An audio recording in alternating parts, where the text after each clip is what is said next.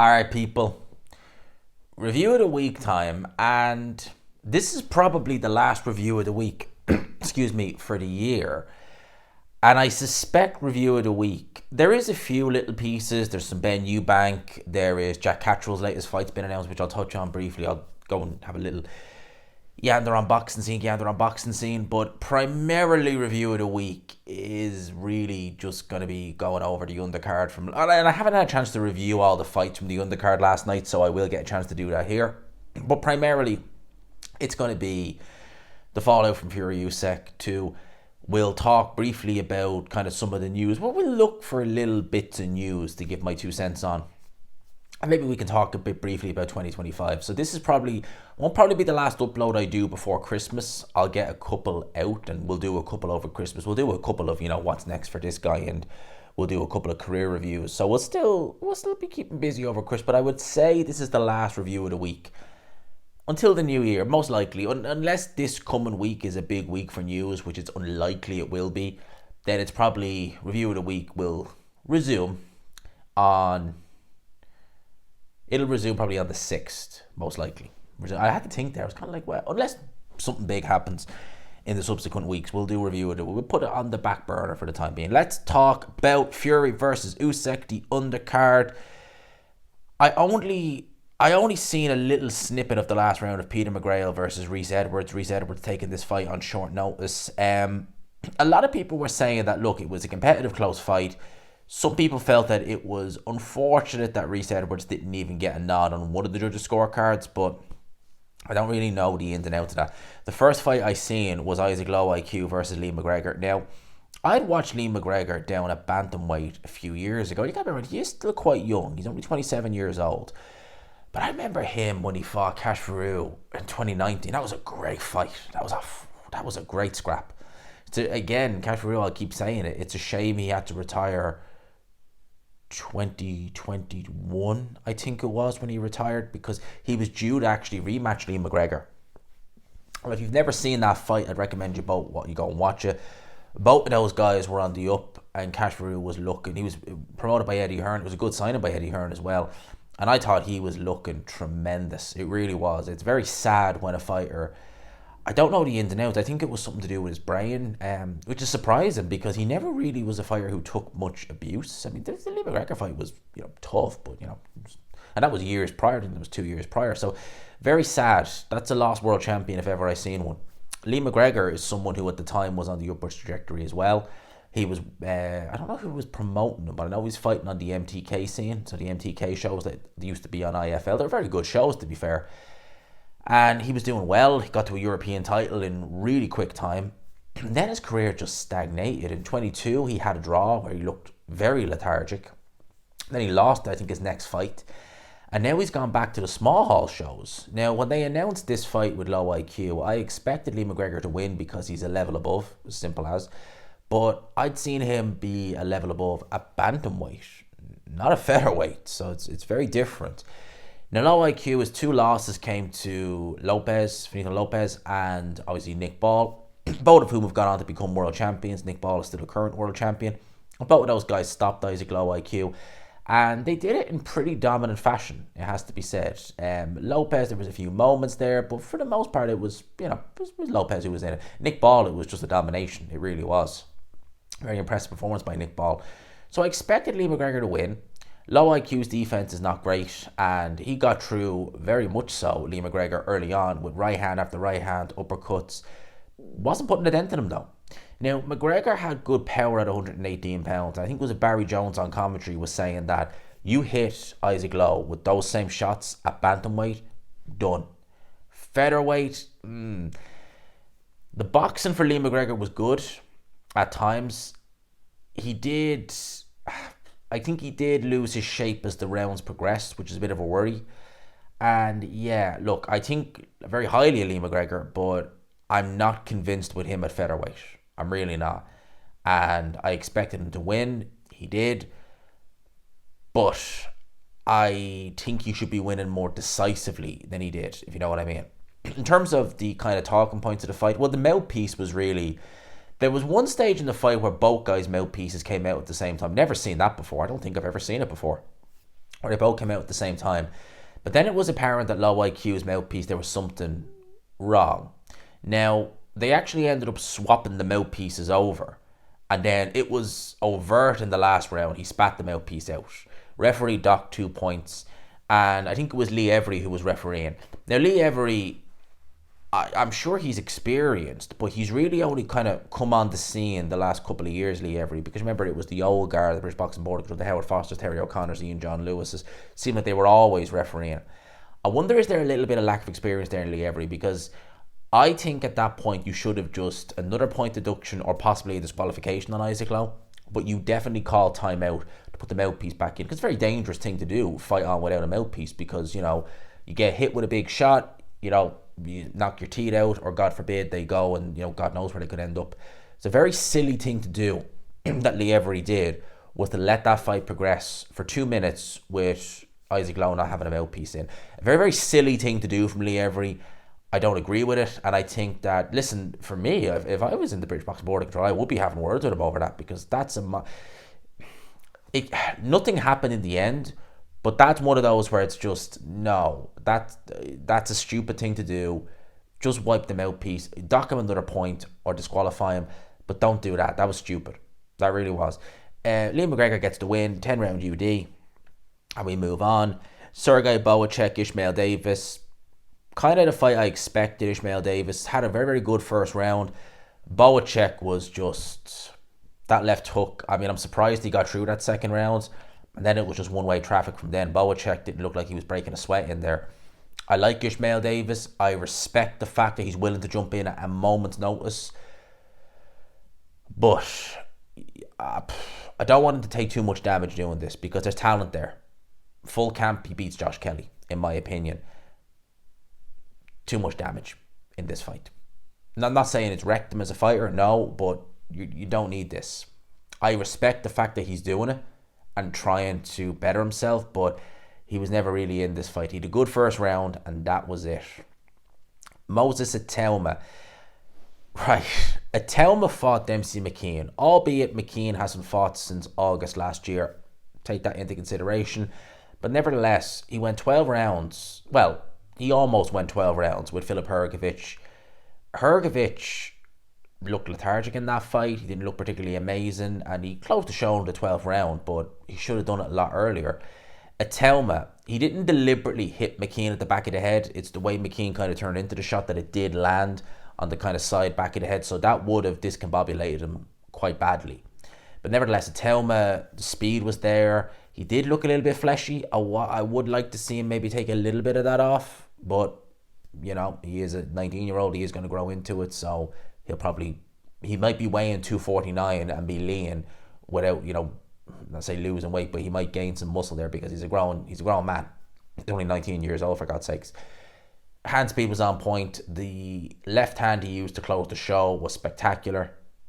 I mean, I can't sing his praises enough. This is a guy who went in there with a former world ranked heavyweight, a guy who had fought his last fight against, at the time, the IBF mandatory challenger, and, you know, didn't win, but, you know, didn't disgrace himself by no stretch. And he goes in there with a Itauma, 19-year-old, and gets flattened in a round.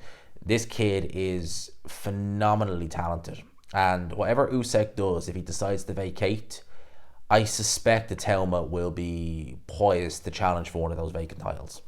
I think he'll be poised to, because he is tremendously talented. He really, truly is. A fighter who was named in the same breath, he shouldn't have been, as Moses Itauma, was Johnny Fisher. This is going to be interesting. I've already given my 2 cents on this in a post-fight review, but I'll talk about it nonetheless. What the hell was that from Johnny Fisher? He looked terrible in there. He looked slow at times.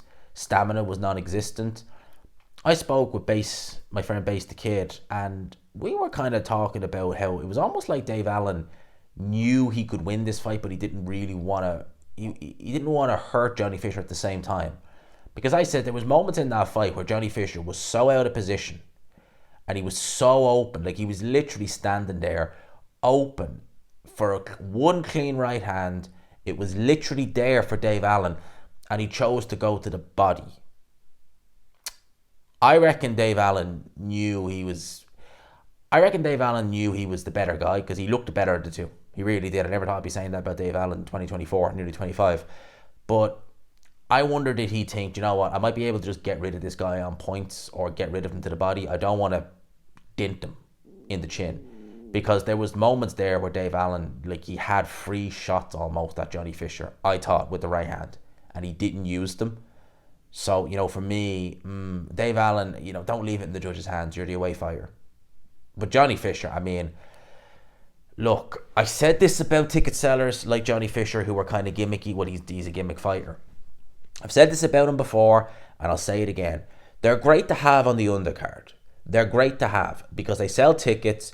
If a main event is a dud, the arena looks full because you've got the ticket seller selling all the tickets. They will go when he fights, so sometimes they'll leave him to co-main or they'll leave him on after the main event.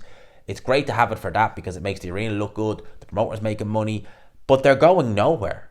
Like, you look at someone like Johnny Fisher and you're like, this guy is going nowhere. I respect that he's trying, and God loves a trier. I respect that his head is screwed on and he knows that, look, he's not going to be challenging. He said British title, he'd be happy with it. Mate, honestly, I don't mean this in a bad way, but you'd be lucky to win a British title. I was saying that him against Thomas Carty would be competitive. No, Thomas Carty would lift this guy clean off the ground without even trying. Because they're talking about doing that fight next. Don't go nowhere near Thomas Carty. He will batter you into oblivion, Johnny Fisher. He will. I mean, Dave Allen, like, no disrespect, but Dave Allen, like, you got the impression that he could have done more because it was there for him to do more. That's Johnny Fisher, man. And they were talking about him and Itauma. Itauma would have beaten Johnny Fisher within a minute. See, he would have beaten him within a minute, Moses Itauma, if he'd have been in there. The level, the skill gap, he's 6 years younger. The skill gap is just, it's honestly, the Grand Canyon isn't even that wide, the skill gap between the two. We then get to the main event, Tyson Fury, Oleksandr Usyk. Right, I'm going to talk a bit about Daniel Dubois as well and what he did subsequently. I watched this fight live and thought it was close. I thought you could have just given it to Usyk by a point. Wouldn't have necessarily complained at the time if Tyson Fury had got it. But upon reflection, you can't make a case for Fury winning this fight. You just can't do it. Round 1 I gave to Fury. Round 5, which was a clear enough round for Fury. Round 9 and 10, that's it. That's it, 8-4. Every other round was Usyk. And there's rounds there where, you could, round 1 was so close, you could actually swing that and flip it to Oleksandr Usyk.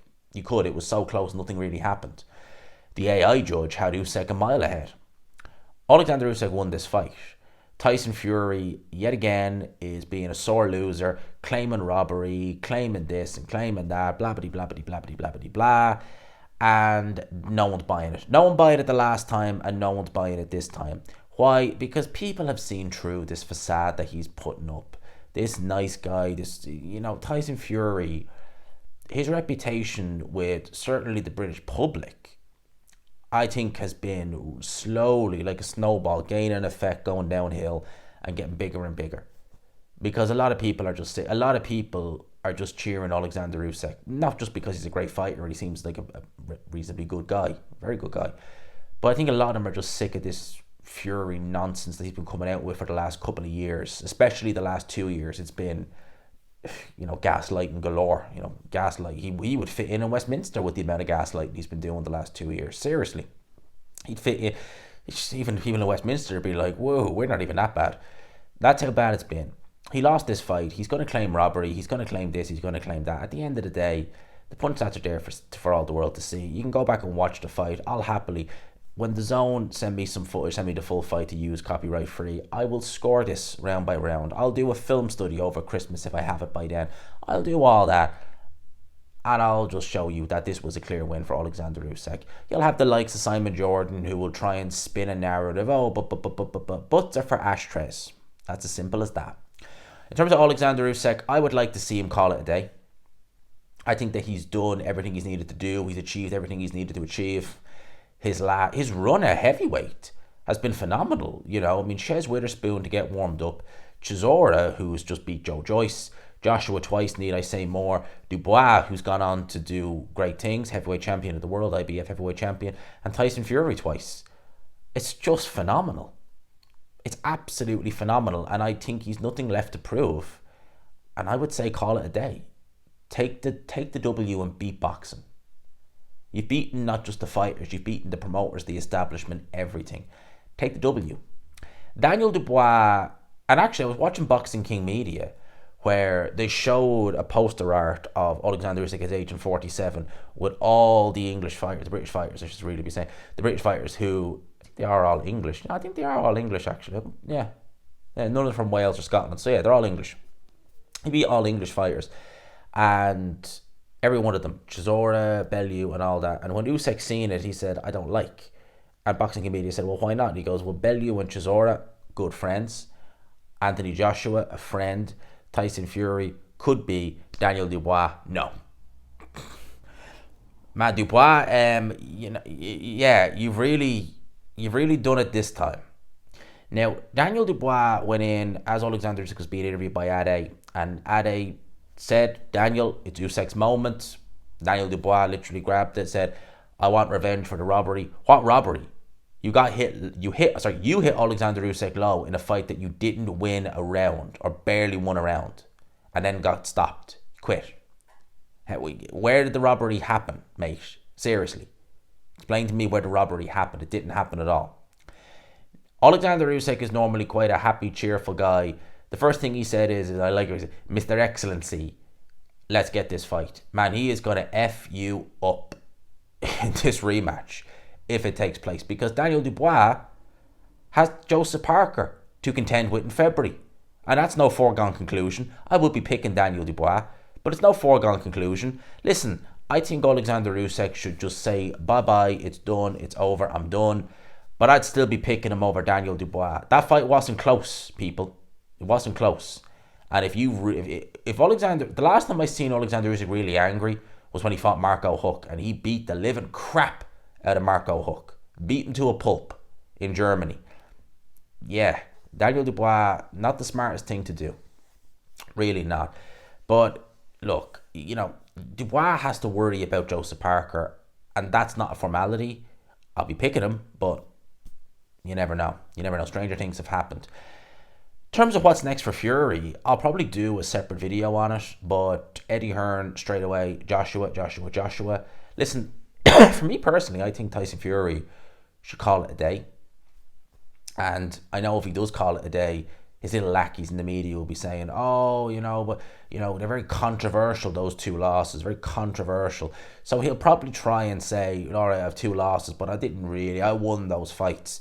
Whereas if he goes in there with Anthony Joshua, as me and Base were saying, he can't even claim to be the best heavyweight in Britain anymore, because Daniel Dubois is ahead of both guys, in my opinion, and in many others.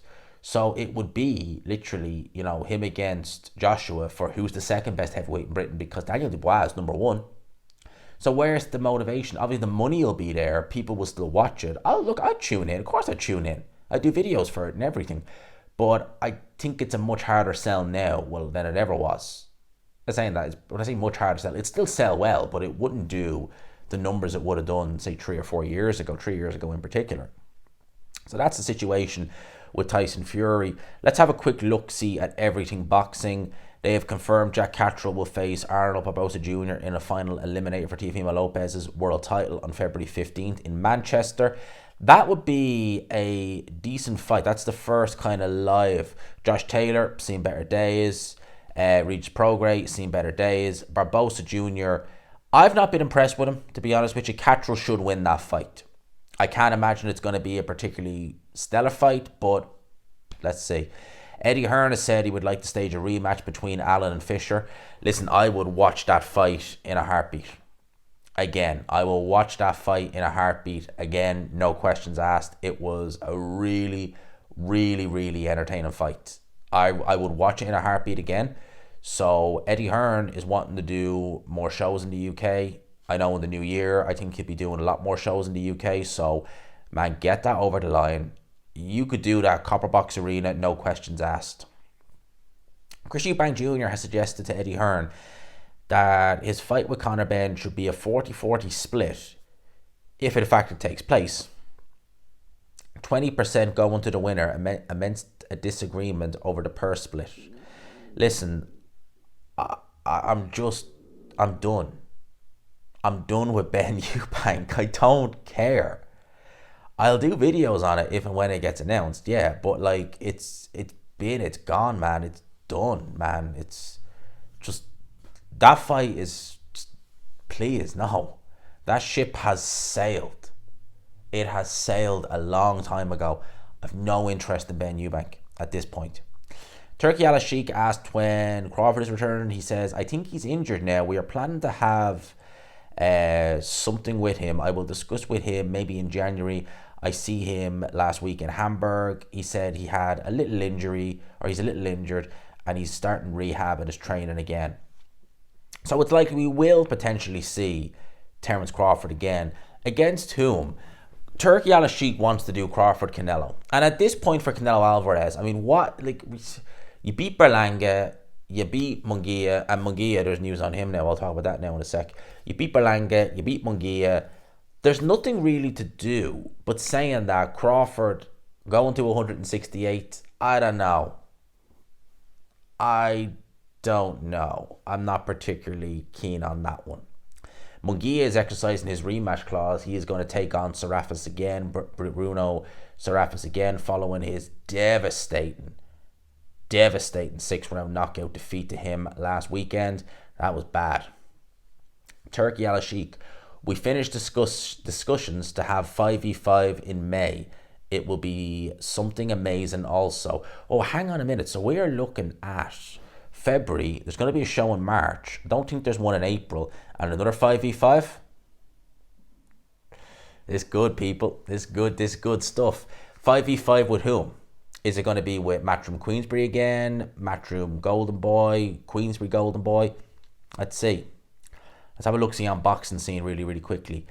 Mike Tyson tells Itauma how to follow in his footsteps. Father of Johnny Fisher believes Dave Allen deserved to beat his son.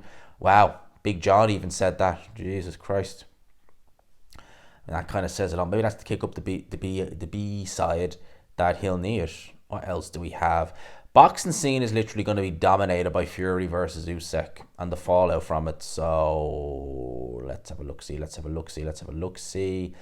If it's only Fury Usyk, because we've done it to death. I genuinely, people, I think it's only Fury Usyk. Vladimir Klitschko refuses to rule out possibility of an in-ring return.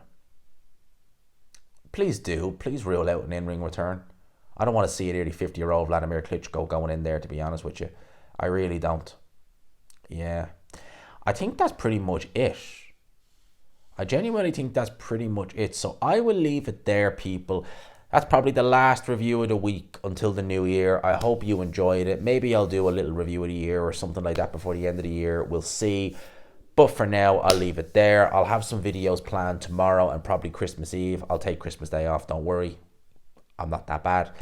But we'll do some videos over the course of the break that we have over Christmas. We'll talk about some fighters. We'll do some career reviews. We'll have some fun. We'll look ahead to 2025. And yeah, I hope you all enjoyed it. Not the last video before Christmas. I will get another one or two in before then. But until then, I'll leave it there. Hope you all have a great week. It's going to be a good week. It's Christmas week. I love Christmas. It's probably my favorite time of year. I hate winter because I hate dark evenings. I love spring and summer. I love bright evenings. But I love Christmas. Christmas is always, I love it, man. I love Christmas. So excited. Tomorrow's my last day in work until the new year. Hopefully it goes by quick. We should be done early. And for those of you who are lucky enough to have time off work, enjoy it. For those who aren't, keep making that money. You got to do what you got to do. But people, I'll leave it there. Have a great week. Hope you enjoyed it. Peace.